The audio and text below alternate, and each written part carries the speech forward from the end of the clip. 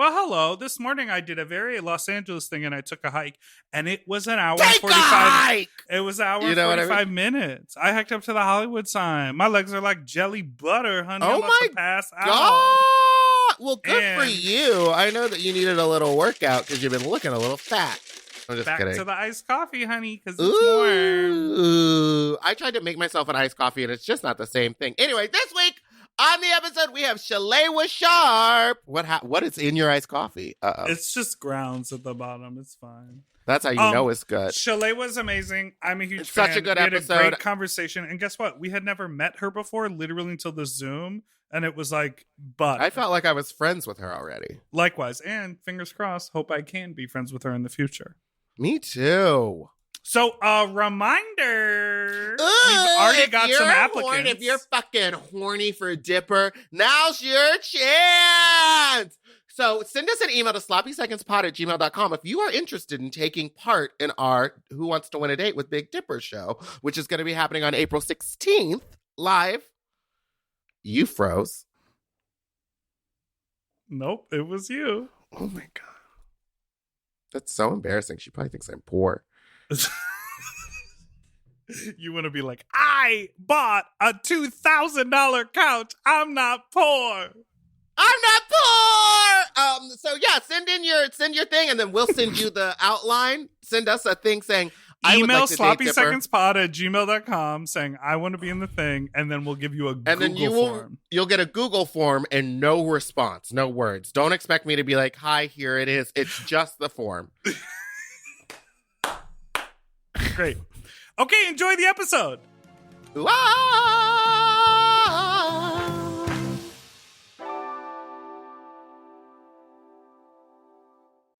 Forever. Dog. When your first choice is a big old bus, You turn around and boom, you end up with us. sloppy seconds. Oh, diva. Our number is 213-536-9180. Our email is sloppysecondspod@gmail.com. Now on with the show. Are you ready for some sloppy seconds, you stupid little fucks, you nasty little fucks, you dirty little fucks, you stupid little fucks? I'm Big Dipper and that's Meatball. And welcome back to Sloppy Seconds with Big Dipper and Meatball. Hi, Meatball. Hello. I'm very excited as we've been promoting all week on our social medias. It's been Comedy Week over at Stitcher, and we got featured. I know, how wild. Would you consider what we do comedy, though? See, this goes into a bigger conversation, and I want to have this conversation with our guest, but we talked about it a little on the Tuesday episode, but I think we're more like presenters, you know? I like to think of myself as Ryan Seacrest. I like to think of myself as Oprah Winfrey. Okay. And you will be silenced. And you do think what you do is on the same level as Oprah? Is that what you're saying? I think that given the chance to sit down with Lindsay Lohan, I would harass her as Oprah Winfrey did. Yes. Okay, so let's bring on our amazing Our guest for extremely today. special guest. We are both. What? No, you do go. it. You do it. No, you go. No, you do it. No, it's No, your day. that's fine. No, come on. No. I already We've been screamed. binging her stand-up all week. We are both huge fans of her. It's comedian Shalewa Sharpe. Oh, hello. Hello, everyone. Hello. Hi, y'all. Hi, Would you consider yourself, in addition to being a comedian, a presenter? Do you have that ability in you? I think so, only because I'm not young. And I think to be a presenter, you have to have like the stink of you've been somewhere before. You know what I mean?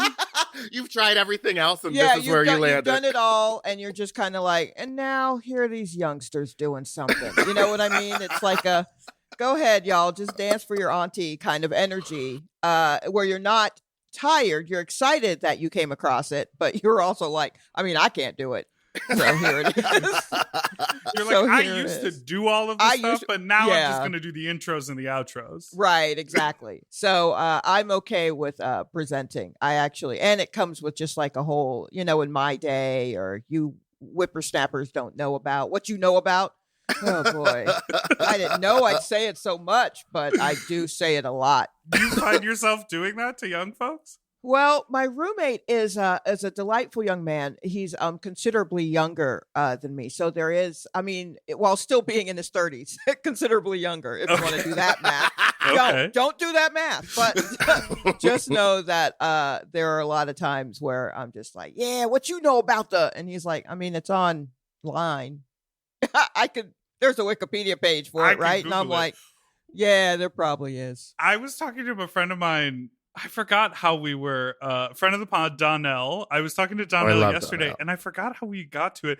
But he then sent me a clip of Whoopi Goldberg's talk show from Yeah. 1992, and she like played the piano. I had never seen that clip before, and the fact that we can access that online. And I scrolled through. I'm going to watch the whole thing, but I scrolled through. It includes the vintage commercials. Oh, that's great. Yeah. Oh, wow. Well, That's fantastic. Well, I love when people like transition. Like Jason Derulo is now no longer really making music. He's a He TikToker. tried- He tried his hand at acting, and now he is a TikToker. I'm waiting for him to end up on like The Voice or something. You know what I for mean? sure. Like it seems like a natural progression. Yeah, but I mean, I feel like if The Voice gets to Jason Derulo status, who's watching? Do you know Well, what I mean? they just announced today Ariana Grande is now a Right. judge on The Voice. So I'm like, where is your career? Yeah, I don't. Yeah, exactly. I was like, why? Yo, I thought she was doing okay. Is she doing Yeah. okay? Do we need to She check probably on her? just doesn't want to travel. She's like, That- you know what? I can make a couple $1 million, go to the studio every day. Absolutely. Pay for I that. don't. True. I don't see her being a lifer. You know what I mean? I Mhm, don't see her mhm. being Levine. I see her just going in for one season and being like, "Well, this was cute," and then doing Not you something calling else. Adam Levine a lifer. And I say that as being a fan of his for much longer and much more than I care to admit. But Mhm. Can you walk us through that Adam Levine journey? Is I there can. something before Maroon 5? yes, there is. What? What? Yes, there is. And this is why I present, because I have old stories like this in my head. Okay. So when he was in high school, basically all except one of the original lineup of Maroon 5 went to high school together, and they had a band called Kara's Flowers. And they had one like minor hit called like surf disco or soup disco or something like that, but they were Okay. like a power pop band, so it was very catchy, and it came out around the same time as Phantom Planet, if that helps people. So it was like 97 or something Yeah. like that, and it was just catchy, just little boys dressed in suits pretending to be the Kinks or something, and catchy music, and I really liked it. I worked at an indie record store, so that's how I even knew they Oh. existed. I was just like, oh, these are cute little boys, and I put it on. I was like, oh, this is catchy little music, and I saw them play. They were playing as part of some, like, I don't know what wave ska festival, and I don't know how Uh-huh. they even got in there because they didn't do ska. There were no horns or anything. I guess the suits, and and so I was just like, well, they're pretty good. And so I was just waiting for like a second album, and there were just years. And I guess they decided to go to college, and that's where they heard rap for the first time. And so they came back and they were like, how do we do a white bread version of this? And then they released Songs About Jane, Ooh. which is like A just a perfect album. masterpiece. It's Yes. so and good.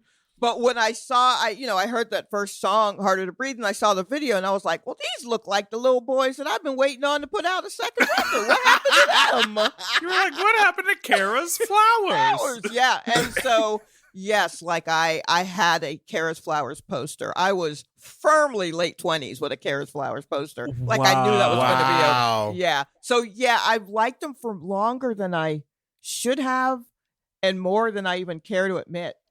That's incredible. Yeah. You know, I think we all have artists like that. We all have people Mhm. that we have like Mhm. really. We had a little bit of a conversation about boy bands a while back, and we were both deeply, deeply sort of like tapped into the Backstreet Boys era. Yeah. Okay. Which I was not like, an NSYNCer. I was a Backstreet Boys. Here's my theory about Backstreet Boys music versus NSYNC music. Okay. Lord, y'all got Okay. the right one today. Let I me know. tell I'm you something. loving this. We were Let me like, tell we're you just gonna something. throw topics out and get takes because that's all we want. So NSYNC, yes, catchy. Yes, of the moment. Yes, went on to splinter and do various things like hosting or dropping in a Presenting. presenting or whatever, wanting to go to space, all of those things. And the songs are catchy, but they are extremely of the moment. Whereas Backstreet Boys songs sound like music that's in a doctor's waiting room, in that it still hits hard. Like if you hear NSYNC in like a grocery store, you're just like, I remember exactly what I was wearing. They were neon green parachute pant type thing. Like, you remember exactly what it was. Yeah. Backstreet Boys would flow in and out of an Anita Baker song you don't even know. You know what I mean? Right. Like, it's the same kind of like just smoothness that came with it. And I think that makes their music last longer. Like, I think it just has a better shelf life. Backstreet Boy music. Their melodies I don't know. can stand the test of time. Absolutely. Anything that sounds at home in a waiting room is definitely gonna make it. If you're out in public and someone hits you with the "Tell me why," you know exactly. Exactly. Yeah. Oh my gosh. And that's if you were born like 10, 15 years after that song came out. You still know it. You know? I'm waiting for their music to get picked up on, like, oh God, I keep talking about TikTok. I've been on TikTok all day this morning. But like, their songs to get picked up because like there's some really classic songs that get grabbed by teenagers and they're like, did you know this song is from 20 years ago? How crazy. And it's like, oh God, I'm old. Yeah. That does kind of hurt my heart when I see it, but I'm like, good for you guys digging through the crates. Finding an old CD player and whatever. Wait, so how long did you work at the indie music store? When I was in, and was it in New York? Are you a lifelong New Yorker, or are you from? I was born in New York, and then my family moved when I was like 8.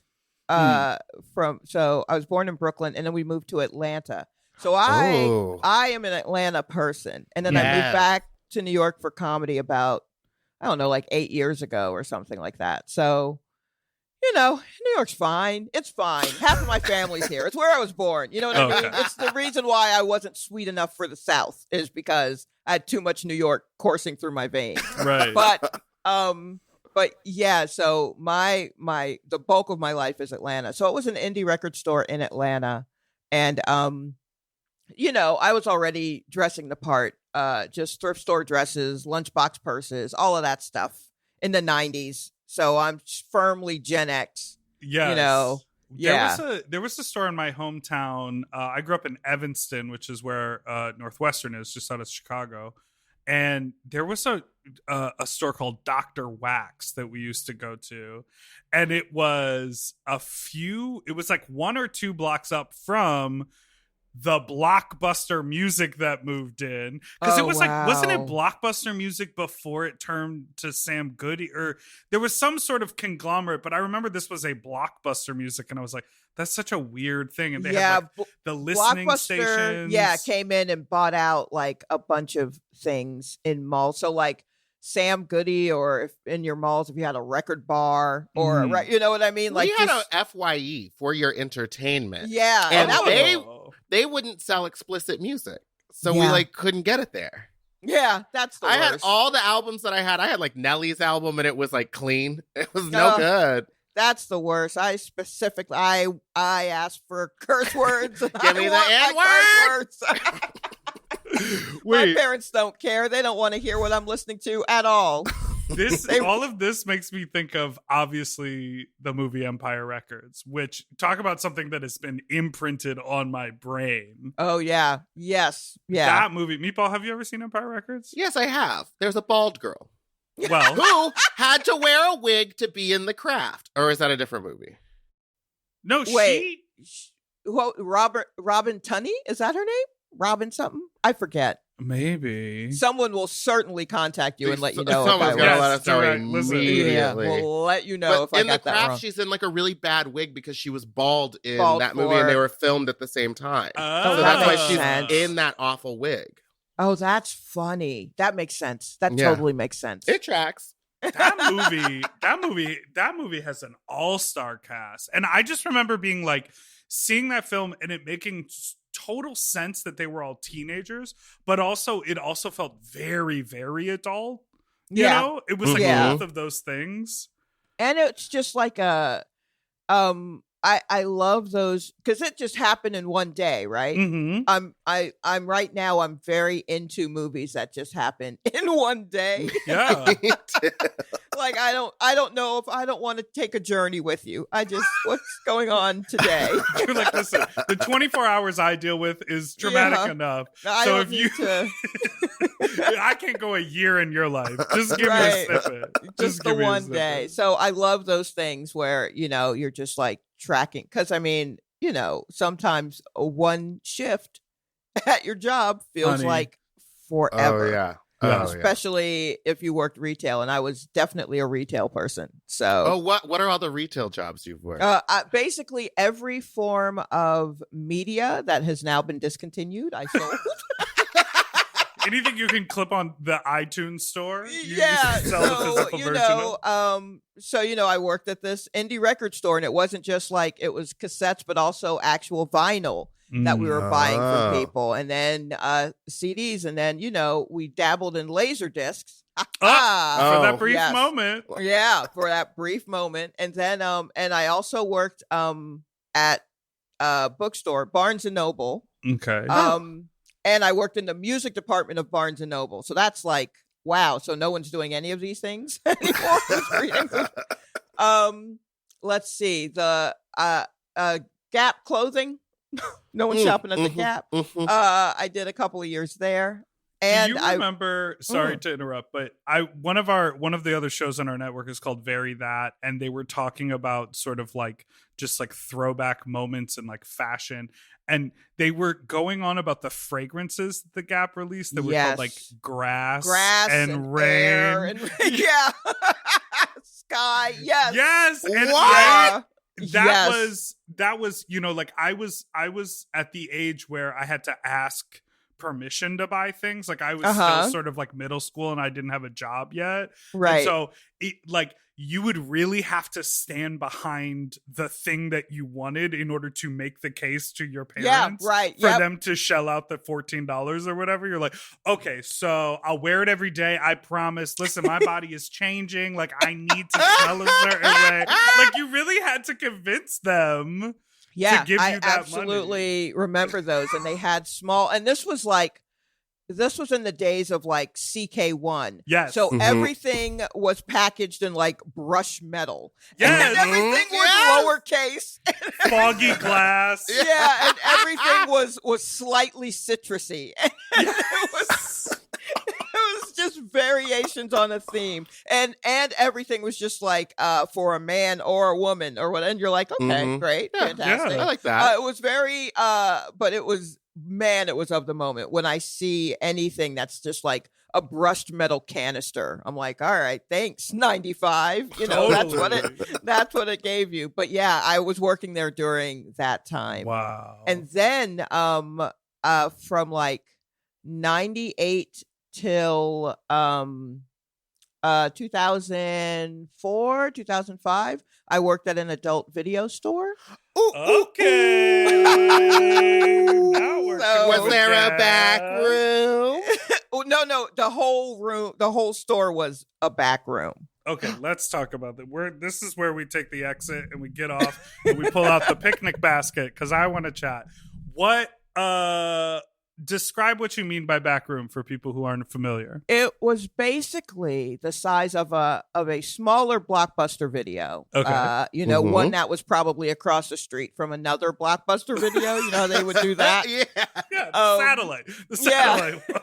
And so it was that size, but instead of like all types of movies, they were all adult movies. They were all pornographic movies. Then instead of like popcorn or snacks, we had like lube and cock rings. And poppers. Yes. Up. Video head cleaner. Yes. Video head cleaner is what we had. Yes. Shout out to our friend who has a booming video head cleaner company. Yeah, Double Scorpio. Liquid incense, whatever you want to call it. Now, but was there an area where, like, was there like an arcade portion where people could watch? There wasn't in our store at the time that I was Okay. working there. There wasn't. Also, it was a 24-hour store. But there wasn't a. So yeah, you just had to rent it or buy it and take it along Take your it way. elsewhere. Got But it. this was also around the time that every SUV had a monitor in the seat in the seats. So Which is What that a weird time. moment because Why was now that? doesn't exist because we all just hold our phones. Yeah, now we just watch on our phone. yeah, exactly. You just have it in your pocket, but it's wild to think of the things that you have in your pocket now. It's just it was so so I worked there for quite some time. I watched the transition from VHS to DVD, and then I watched Blu-ray and HD DVDs come out at the same time and to see which one would win, and Blu-ray won. And, Is Blu-ray Did really it a though? thing? I don't know if anyone I cares don't know. about Well, Blu-ray. I don't even think DVDs are a thing Right. as they once were. But at No. the time, they were very expensive, and it was just supposed to be crystal clear. But so that was also the case with HD DVDs. Mhm. But there were two. It was kind of like when there was VHS or Betamax. And yeah. you had to decide which format.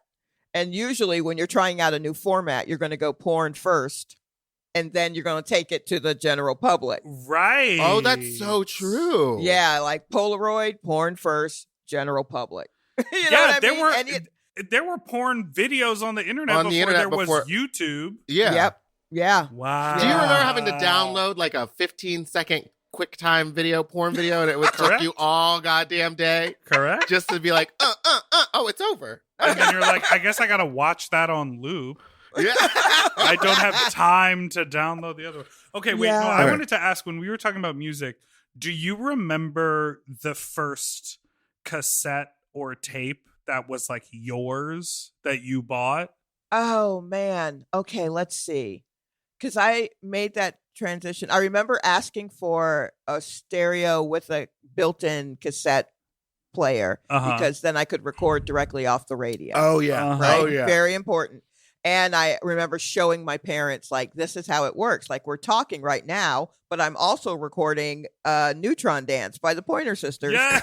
Look at that. Neutron Look at that. Dance. And I had to be very particular about which song I picked too to show my parents, Sure. to show my mom, because she Mhm. was just like, if you're just recording more Duran Duran or Depeche Mode, I'm going to take it from you. So I had, no, I'm recording the Pointer Sisters. And, Yeah. and that was not, and then it was just like The Cure from then on out. But, so I feel like I would ask for things for Christmas, and I gave a very detailed list of what cassettes I wanted.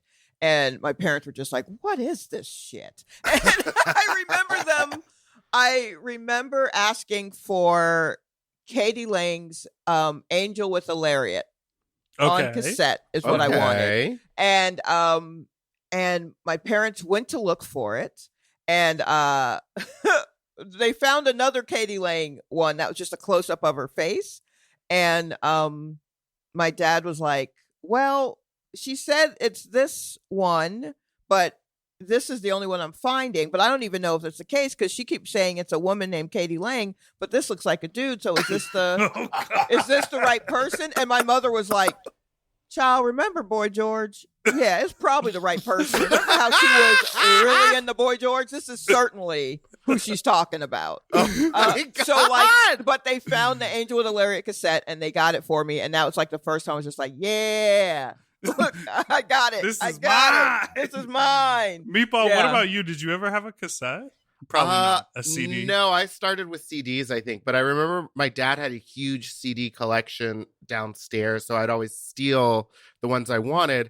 And I was very into Weird Al Yankovic. Okay. Okay. And I was super into Michael Jackson's Bad. And then, Oh, you know what I'm lying? The first album, or this first CD that was ever actually mine that I purchased was Spice Girls. Oh, that's a good yeah, one. yeah. And then that makes after sense. that, well, I was living in London at the time, so it was like really easy to get my hands on Spice Girls things. Oh, so I had sure. like the posters. Anytime we went to like an arcade, I would spend everything on being like, I'm gonna get that Scary Spice doll, because to me, I will say it, she was the leader of the band. Fuck Right. Ginger. Yeah. Everyone has their own lead. Yeah, I never really thought about who was the de facto leader, but I know my eye always went to Scary, Yeah. and She I drew also the most wasn't. attention. I also wasn't entirely sure why they were calling her Scary, but I Well, Oh, yeah. Looking back, I it's a understand. little. I go like, yeah, oh it's a yikes. little- yeah. Well, they couldn't call her Talented Spice. You know what I mean? Wow. My first CD was the CD single of I Wish I Was a Little Bit Taller by Skee-Lo. Oh, beautiful. That explains a lot. And I learned so much about what a single was because I got it. It was the CD, and then I put it in the CD player, and I was like, oh, there are 5 tracks on here because they Okay. released it as a single. So it was like the single, the radio edit, the explicit, the extended, the remix, and the acapella. They put that on the CD. So it was just his Ooh. vocals rapping. And I bought that That's at great. Target. Thank you very much. Oh. It was the new Target opened up in my town. We win, and I bought a Skee-Lo CD. That's great. Yeah. How wonderful. Well, we're going to take a quick little break, and then we're going to start asking you about comedy and jokes in your Okay. career after we come back.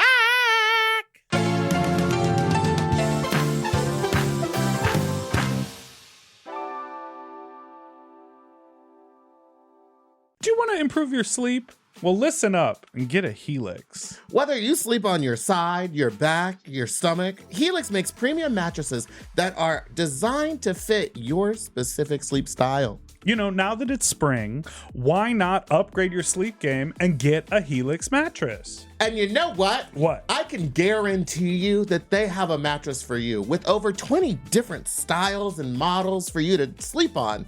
I love sleep. I can't get enough of it. And I love my Helix mattress.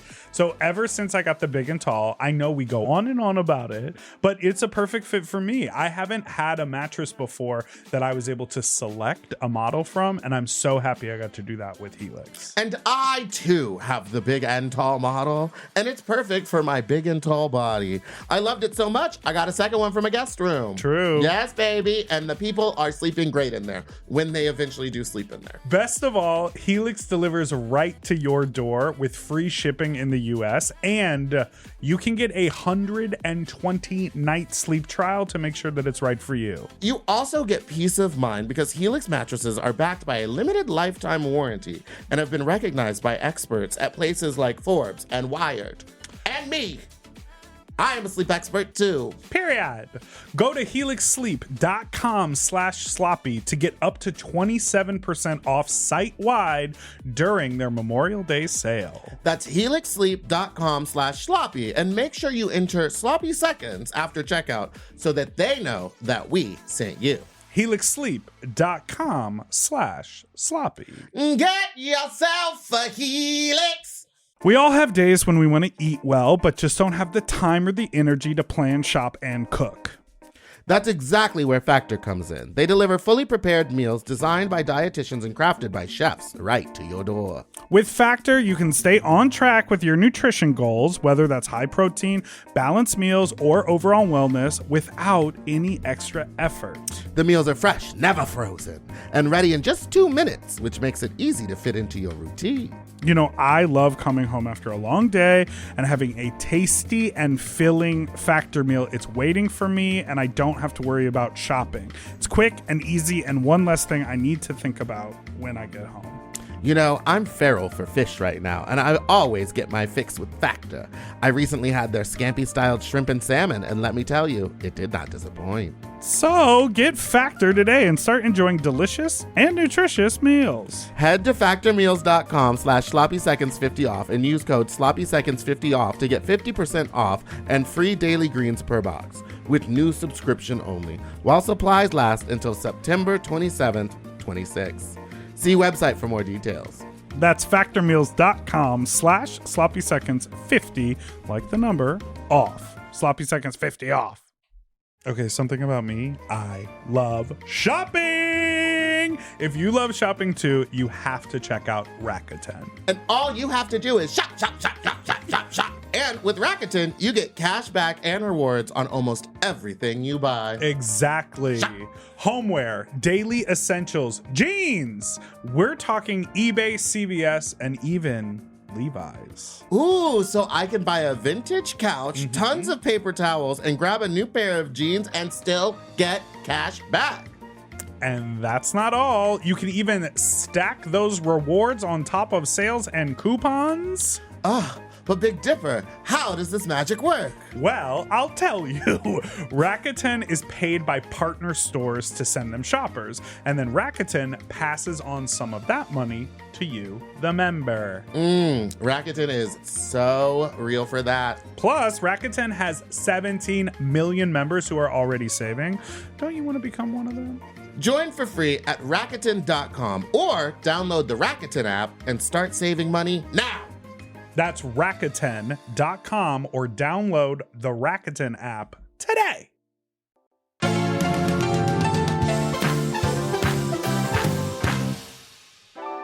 Okay, we are back. Meatball. You thought I was Frozen. I was giving you Frozen 2 vibes. Yeah, you were giving me Elsa ignoring her sister. Wait, before we talk about comedy. I don't want to talk about music anymore. Okay. What were you going to do? What were you going to say? What I were was you going going to to ask about a musical. Oh, okay. Have you seen Wicked? Honestly, I have not. Yes. But I you've have- lived in New York for 8 years. Yeah, I have not seen so many things. I don't think I've seen a musical yet here in New York. I've seen a couple of things on Broadway, and even then, I can't even remember what they were. I think only because there was someone in it, and I was like, oh, I want to see what they look like acting. Isn't that wild? Yeah. It's like someone famous person from TV, and then you're like, oh, we're in the same room and you're working. That's cool. Yeah, it is a little odd, but I haven't seen. Let me think. Wait, have I seen a nope, no, just people tap dancing. I think, but not a musical. Oh, I love that. That Yeah. just reminded me, like, the only reason I went and saw musicals was if it had like a celebrity guest. So that worked on me. Like, Yeah. I only went to go see 9 to 5 because Allison Janney was in it. Okay, And that makes guess sense. what? Not a strong singer. No Oh. offense, Miss Janney. No offense. Well, I think before all of this happened, and I don't know if it had been staged yet, but I think they were doing Barefoot in the Park, like with flavors, and it was with Matthew Broderick and Sarah Jessica Parker, and I was just like, okay, now see, I'd go see that. I'll go see that. I'll follow. I want to see that little gay man and that lesbian dance around. Yeah, I know. Oh my God. Matthew Broderick stays on the Broadway stage. He really does. Yes, I've done some movies, but guess where my heart is? The Stage. theatrical boards. Now, Who is would've your known? heart on the stage as a stand-up comedian? I really do enjoy performing live, and I probably, I'm sure I should be writing more and moving in that direction. But I really enjoyed performing live. I haven't had a hard time with making the transition to like doing Zoom shows, because I also partially don't care if you like me or not. I mean, I do. I want you to like me, but like, you know, I'm going to do what I do, and I'm not necessarily. I'm too stuck in my ways to like shift in a major way and hoping that someone will like me. I think that really shows in the way that you do your stand-up and all the videos. You just seem so confident and calm on stage. Yeah. Like, you don't feel like you're trying to like entertain. You're just doing what you're doing. Yeah, I'm just kind of up there talking. It actually, thinking about it's probably when I am certainly most confident. It's then, and you know, a new bra comedy. That's great. What made you want to move towards comedy? Like, did you see a performance or something that like the light bulb went off? Or when I was like 15, I saw an Ellen DeGeneres special that was like on PBS, and this was like in the mid to late 80s or something like that. Okay. And I was like, I could do that. I'd like to give that a shot. Also, she had on a t-shirt that had like a little cartoon drawing on it called Fido Dido. Yeah. And I had the same t-shirt, and I was like, oh, I don't even have to dress up for this. Boom. I'm there. But I didn't start doing comedy until I was 31. Wow. 37, 38, something like that. 37 maybe. Was when I first attempted stand-up comedy.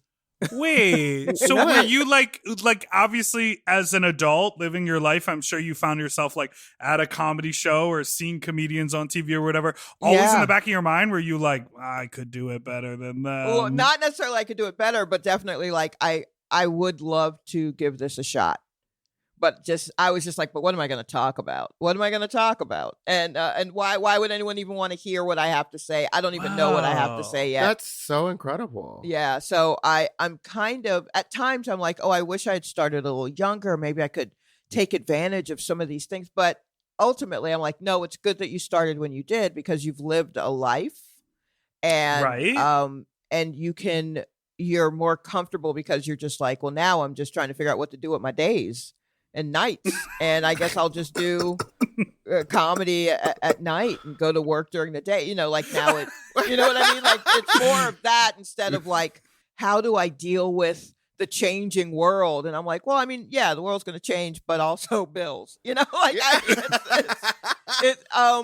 I just was easier to. It was easier for me to get to some conclusions or think things through in a different way than a young person. Who's just up there trying to make you laugh and possibly might not be thinking, you know? So what were you doing before the stand-up, or like what was your day job? What led you into it? I at the time that I started doing stand-up, I was working for a company where we did a lot of like music research, basically. Okay. And so it was kind of the perfect job for me. And for the first time in my life, I was paid it well enough that I didn't need a second job. Oh. Because I was always like a 2-job having bitch. And, Right. and so I just would sit around at night and on the weekends like, what do people do now? Is this why they're all like, is this why they're all going shopping and I'm having to ring them up? Like, because they have like, free time? And I didn't know, I truly didn't know what to do with myself. Is this why they can spend a month debating on paint color samples and what hooks to hang in their kitchen? Yeah, they just got this time. And so I started going to see, right around that time, at a comedy club in Atlanta, the Laughing Skull opened up. And it was the first one that was like kind of in the city proper. All the other ones, most of the other ones were on the outskirts of the city. Like Zanies? Yes, like Zanies. You know, things like that. Just your basic wackadoos and whatnot. And Boinksville. Sorry, keep going. yeah, but this was one that you could get to on the train. And that was important to me because, you know, me having a car was not an all the time thing. Mm-hmm. Or I'd always have a car. That car running was not an all the time thing. And so I'd start to just kind of watch comedy and kind of get an idea as to what was necessary. And then at some point I was like, I'm just going to write what I think I need to write to fill up 5 minutes worth of jokes. And I will go to this open mic. And I went to this open mic at a dive bar and went up, and about halfway through the set, which went really well, about halfway through the set, I kind of like floated above myself and thought, okay, well, now you have to do this for the rest of your life. Oh, and wow. in typical Shalewa fashion, it was just like, oh, great. Now I got to rearrange everything to figure out how to do this with the rest of my life. You know, I wasn't even thrilled that I found a purpose because I've just been floating aimlessly for years. I was just like, great, you know, annoyed. Oh my that I had gosh. more work to do. That's so funny. Yeah, but so that's kind of how I got into it and just really hit the ground.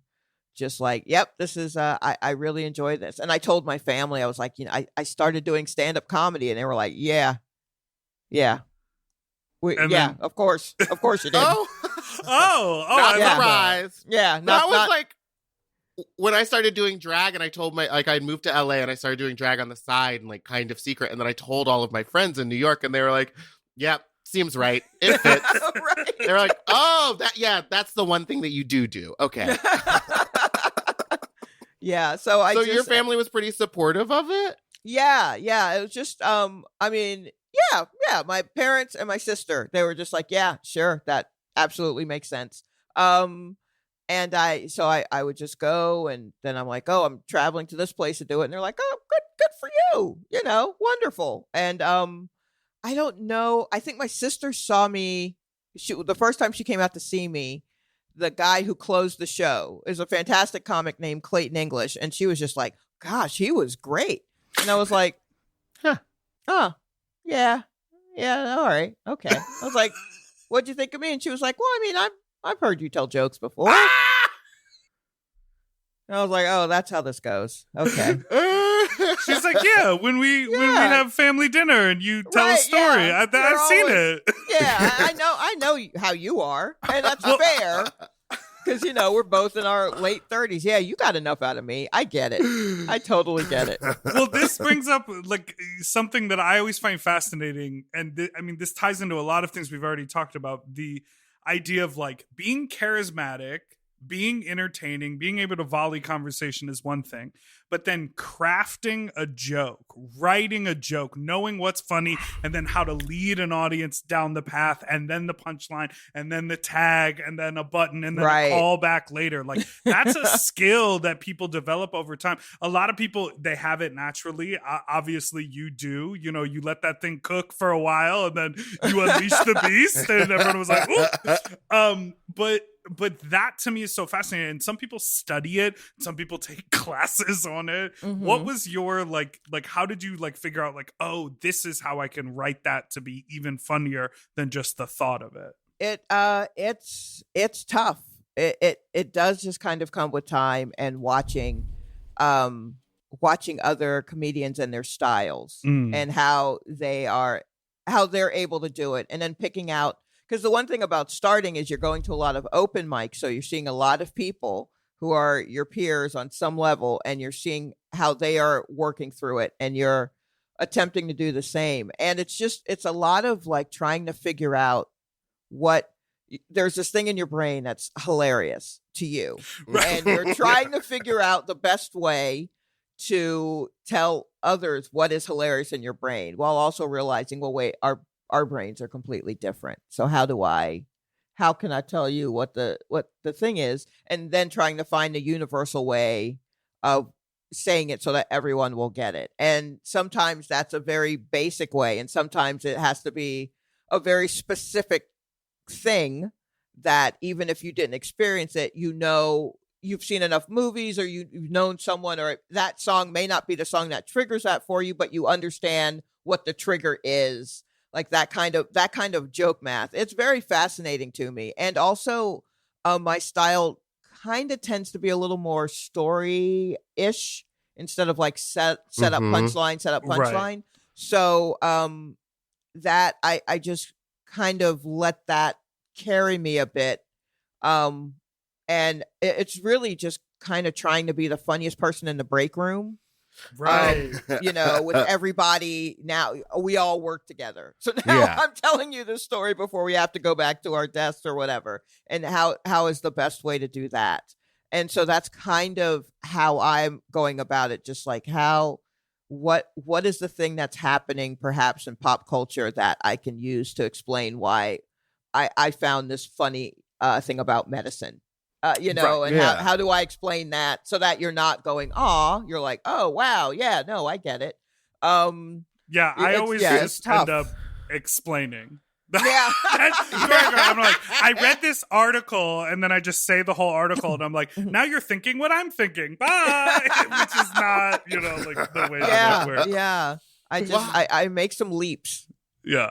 Well, you have 2 comedy albums that are out currently. You have Steak and Cookies from 2016, and so Which you just tell me that's an autobiography. Steak and Cookies, so good.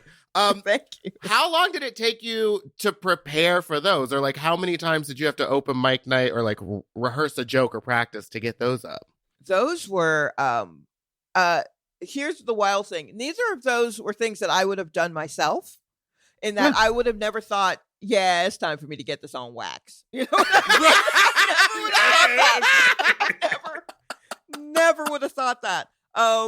But where I started comedy at that dive bar, the guy who ran that open mic decided he wanted to put out some albums by some people in Atlanta who he really liked. Because I came up with a lot of really funny people. Like I started the same year as Dulce Sloan. Like we are comedy sisters, and it's so like he was just like, yeah, we're going to do an album. And at that point, I'd been living in New York for a couple of years, and I was like, so I'm going to come back to Atlanta and record in a dive bar. Got it. And I was like, what if I even, because by then my comedy had changed. In Atlanta, you had a little more time to kind of, you could move a little bit slower. I'd say that's the one thing that if you watch a lot of Atlanta comedians, Atlanta ones who start in Atlanta, their style is a little bit slower to just kind of build it a bit. But once I got to New York, I was like, oh, we don't have time. We're all trying to run for a train. And so, mics were shorter. It was like going to the gym. You just had to. So everything was punchier. But then I was like, so I'm just going to have to figure out how do I lean into these New York jokes that I've done now, especially since I have the time to really talk and think of things through. And so that one was. And that joke, I mean, that album has some jokes from when I first started out, like a couple of them, and some that were just like very, very new. And it was just a matter of what's the story that I'm trying to tell. That's another thing that I do, because I used to write a lot of essays, a lot of diary entries, a lot of stuff on my live journal, and so. You gotta make sure to go delete those because those are still up. Yeah, those are. I'm pretty sure they're gone. No one wants that. Just my opinion of the OC. I'll give that to you now. But so I always figured, what's the basic story, and like, how am I beginning? What am I ending with, and how do I get there so that you feel like you've listened to someone tell you a story for the whole 30, 45 minutes. Right. So that's how I put both of those together. And so the first one was just like, okay, we'll beat everything that I've got that I think will work into shape. And the second album was also just like a friend who has a label who had put out some other comedians was like, all right, let's put you out next. And I went, great. Wait, what am I talking about now? And by then I had like some things that I wanted to touch on for sure and get down that I didn't want to get too deep in yet because I'm still working through. Basically, in between the two albums, I lost both of my parents. And so, in fact, the first album I recorded 2 days after my mother's memorial service. And it was the only time that my father saw me live. It was the first and last time he saw me live. So no stress. Go on. Wow. Record an album. My God. Record an album. And so he's learning a lot about me on that first album. There's a lot of stuff. He was just like, wow. Oh, okay. Oh, great. So my baby's a woman? Like that kind of thing. Yeah. Right. And so I, just in my initial, how I was dealing with that loss and just how things had changed kind of drastically for me, I was touching on that in the second one. So I had more concrete themes that I wanted to hit in the second one. And I was just like, all right, so we'll just kind of work on these themes and kind of hammer them out. And also by that point, I had already been kind of saying those things and was already trying to figure out how to breathe new life into them. So when my friend was like, let's record them, I said, you know what? Yes, let's, so I can leave that alone. And then if something from there in later, in a while triggers something else, I can work on it in a different way. Because I don't think anything is ever done. Like, I know a lot of people are like, well, you've burned it now. You can't say any of that stuff again. Right. And I don't necessarily feel like that. I think it's because I'm more of a music-minded person. I'm just like, no, you're just gonna get the hits. Yeah, you're gonna get a remix. It. Yeah, right. There's one joke that's on there that's on both albums that I extended a little bit that I'd already started to extend by the time of the first record, but I just did it the way it was, and then did it again. And honestly, I don't know how many more albums I've got in me, but I'm gonna put that joke on every album. I decided as like We'll do it till the day yeah, I just die. to make me laugh. Right. I will do that. The ultimate runner. Right. I was just at a comedy show and I was talking to the comedians about these COVID specials. People are doing their specials, Mhm. but there's like the restriction of there's no audience. Would you do that? Because I feel like I don't want a time capsule of this era. I don't want to remember this when it's over. Well, honestly, I haven't necessarily thought of enough. I don't have enough material right okay. now. I certainly haven't. Like, I have been staying in the house. Like, I've Us too. Listen, I'm the like, comedy. I- listen, the Same. the special that Meatball went to was on a rooftop with distance table, Yeah, no. mask. Like I we was are, literally sitting in the far back, We being get- like, "Don't come near me." We get Yeah. comments on this podcast to be like, "Stop talking about how much you're staying in the house. We're on vacation in Florida, so we're with you. Yeah. We're very Yeah, much so I team mean, in like, the house." And I've done quite a few rooftop shows here in New Right. York and a couple at a park, and so I'm not opposed to doing those. I'm certainly looking forward to scaling the side of a building to tell my little knock jokes. But I mean, I feel like I haven't properly processed all of this because this Mhm. was a lot. Every once in a while, I just look up and I'm like, yo, this was a lot. Like, I haven't really processed Oh no. everything from like last summer with black folks being all the rage. You know Mhm. what I mean? And everybody celebrating Juneteenth for the first time. I'm like, yo, Mhm. that's a lot. That's You're a like, lot I to got an process. email from Nike talking about Happy Juneteenth. Yeah, I was like, this is a lot, but I haven't fully processed because I'm also like, wait, was that COVID? Wait, is that COVID in the corner? You know what I mean? Like, I think I see. So once I'm unable to, like once I stop seeing the boogeyman everywhere, Mhm. I'm hoping that I start processing and really like figuring things out. But I am fine to wait. No one is clamoring. No one's clamoring for those folk. No one's clamoring for me. Netflix is trying to get people out there telling jokes real bad right now. Yeah, I mean, like I don't think it's. I don't know, and I say that I even taped something that I'm sure will show up eventually. That's just like a short, just a short set of whatever was on my brain right now, and I know that will come out, and then people will be like, "Well, you can't say that stuff," and I'm like, "No, that's what you think. I can do whatever I want. There We're you go. alive." Like, what are you talking about? What are these stupid rules? I feel like we need an Animaniacs style song. They do that song where they list every country. Yeah. We need that, but with all of the traumatic things that have happened over the last 14 months. Yes. And it would be the extended remix version. There has been Yeah. so much that I think none of us have actually fully processed. Mhm. I said something to someone who lives out in LA recently. I was just like, well, I mean, y'all were on fire last year. And they were like, were we?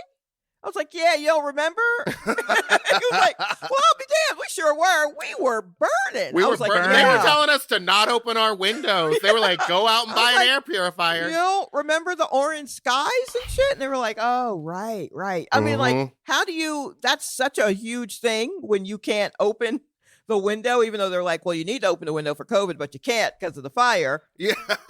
And then they're like, and you're also getting the ash from the bodies we're burning because so many people have 'cause died there's in the hospital. Yeah, and to forget that because there's To so forget much, that. to forget all of that because there's so much else going on.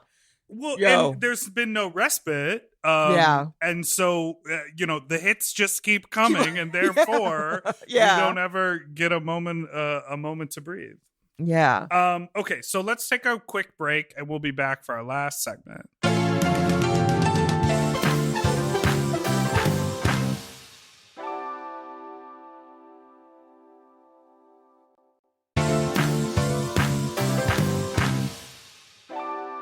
Okay, we are back, and We're before back. we get freaky deaky, as we like to do in our third segment, well, I do want to plug.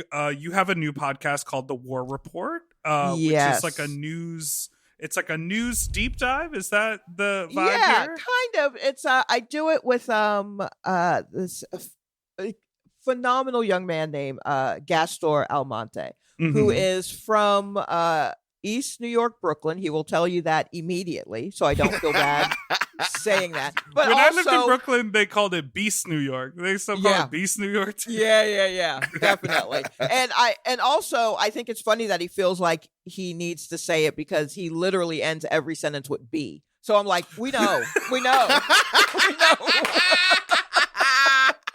We know. But so we pick out news stories, some that are the hot news and some random things he finds in the sports section, and and then we just kind of talk about it, and it's a lot of fun. His whole take is he's just this Brooklyn guy, married, 2 kids, just doing what he's got to do out there, getting sandwiches at his bodega, all this kind of stuff. And I'm just like a middle-aged woman hiding under the couch who's just like, y'all kids get off of this little patch that I call my lawn. Yeah, I listened to a bunch of episodes, and you have a great report. It's so fun to hear. Yeah. And you have like an Sometimes- encyclopedic knowledge of so much stuff. Yes. It's like Yeah, incredible what you know. It's ridiculous. I can't. Well, I decided if I'm going to drop out of college, I better stuff my head with something. And there you have it. Yeah. Well, that's amazing. Congratulations, War Report. Thank you. Check that out, folks. Meatball has pulled some voicemails. This is the portion of the show where we get freaky deaky, Miss Ma'am, Miss Mama, Miss Ma'am. Oh, good. But we didn't know if you were comfortable talking about your past sexual experiences, so we got phone calls from our own special, or from our listeners. Oh, and okay. they're pretty funny. All right.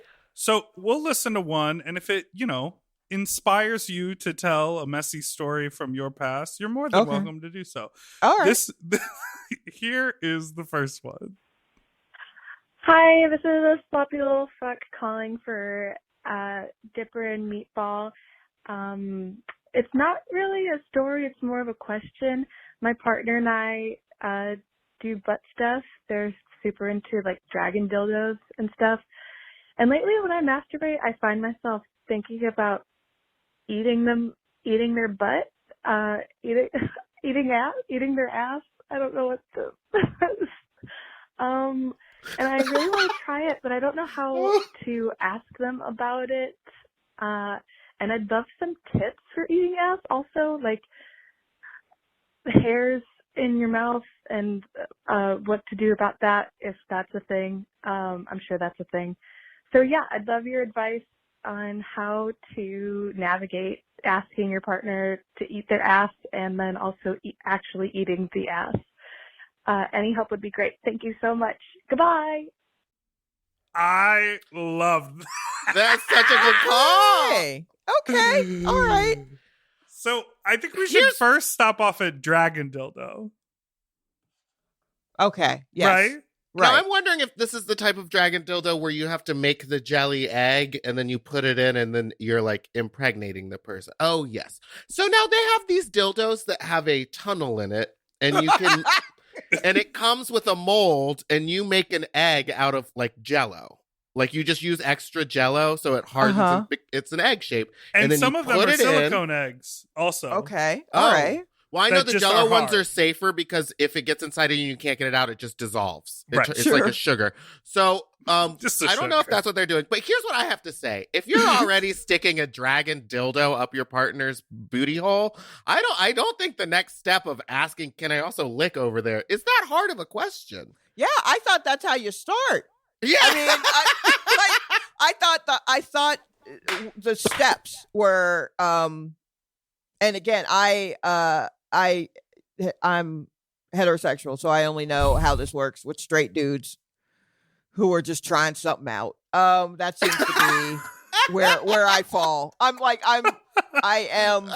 a prudish freak in that, like, I will definitely swing from the chandelier, but what's your copay? Do you know what I mean? Like, let's make sure we got everything squared away before we go. So I'm that kind of, you feel safe with me. So, we start with a finger and then we work up knuckle wise. And then I feel like we're kind of like, oh, I don't know. We've done all the fingers. We've done a little this. What about a tongue?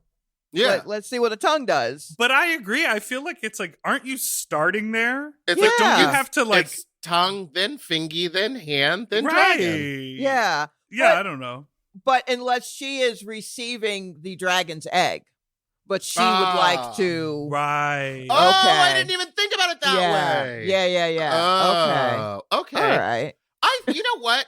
It seems like y'all are doing a lot together anyway, so I don't understand. Just ask. Just be like, or in the heat of the moment when you're both like willing to do anything, just say, get down there and lick it.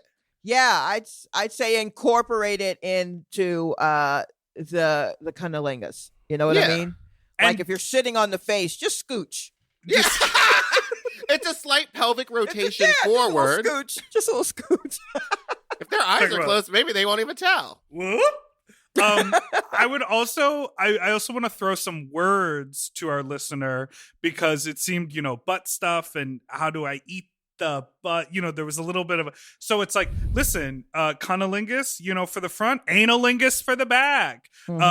Be ready to use the word rim job. And then people are like, Ooh. what is a rim job? And you're like, oh, tongue fucking your asshole. Just sort of maybe say these things to yourself in the shower. Yeah. Look Mhm. yourself in the mirror and say, I'm gonna eat that ass, or something like that as an affirmation, because I think you have to, when you say it to your partner, you have to be confident.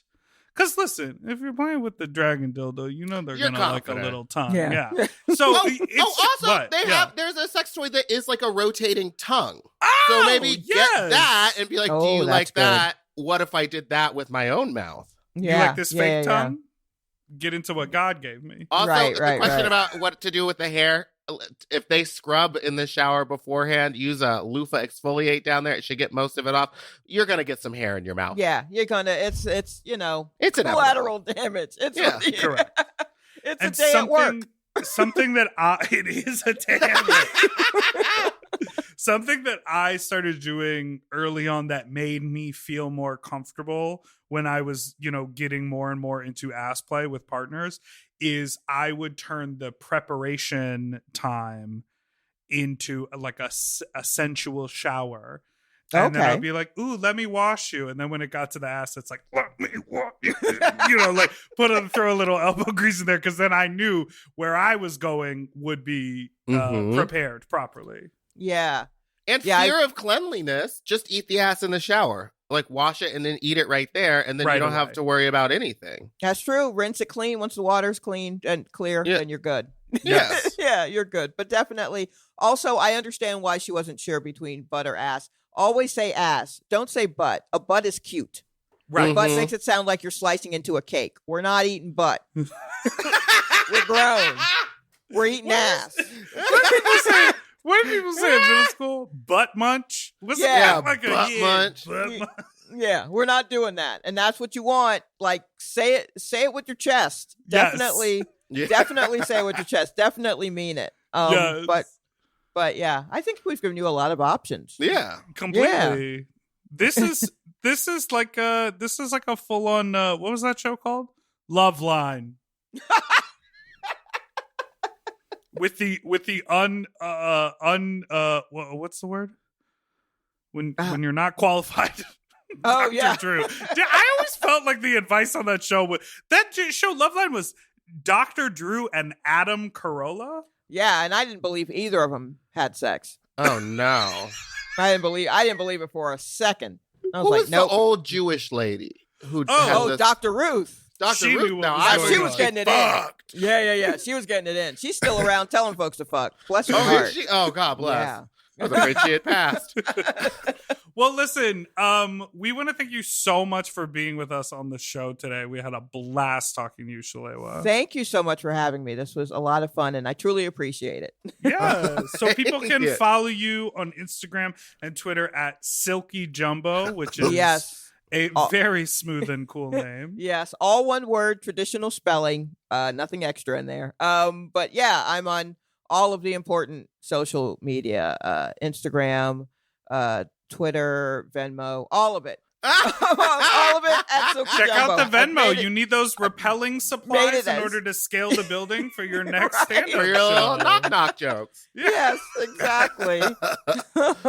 And make sure to check out the War Report anywhere you get podcasts, and go find Shalewa's albums. And literally, if you just Google her name into YouTube, you can find So many amazing stand-up videos. comedy videos. Yes. Also, apologies to other Shalewas out there. I'm sorry. I know we're all out here struggling trying to get the name up, but I just The got here SEO, you early. fucked up the SEO. That's Yeah, what I you know. did. did. I know. I'm sorry. Well, we love talking to you, so thank you again for being here. Thank you so much for listening to Sloppy Seconds. You can follow us on Instagram at SloppyPod. You can send us an email to sloppysecondspod@gmail.com or call in with a fuck talk story to 213-536-9180. You can follow me at Big Dipper Jelly, and Spiciest Meatballs Instagram, or Fat Drag Meatball on Twitter, which just rolls off the tongue when you created that Twitter name. Fat Drag Meatball. Don't forget to subscribe so you don't ever miss an episode, which come out every Tuesday and Friday. And remember, for our live dating show, which is happening in April, if you want to win a date with me, you can send an email to sloppysecondspod@gmail.com. And then you will be forced to fill out a form and send us 3 pictures of yourself. Nudity, not required, but if you want to win. Girl, the children are sending the dick pics on Ooh, the Google I gotta form. go. I gotta go.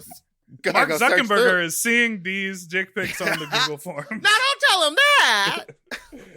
Okay, All bye. right, bye. Doodle-doo-doo, forever dog. To listen to Sloppy Seconds ad-free and one day early, sign up for Forever Dog Plus at foreverdogpodcast.com/plus. Sloppy Seconds is produced by Forever Dog and Moguls of Media, aka Mom. Hosted by Big Dipper and Meatball, music, editing, and sound design by William Pitt. Executive produced by Willem Belli, Alaska Thunderfuck, Joe Cilio, Brett Boehm, and Alex Ramsey. Our artwork was drawn by Christian Cimarroni. And our theme song was written by Mike Malarkey.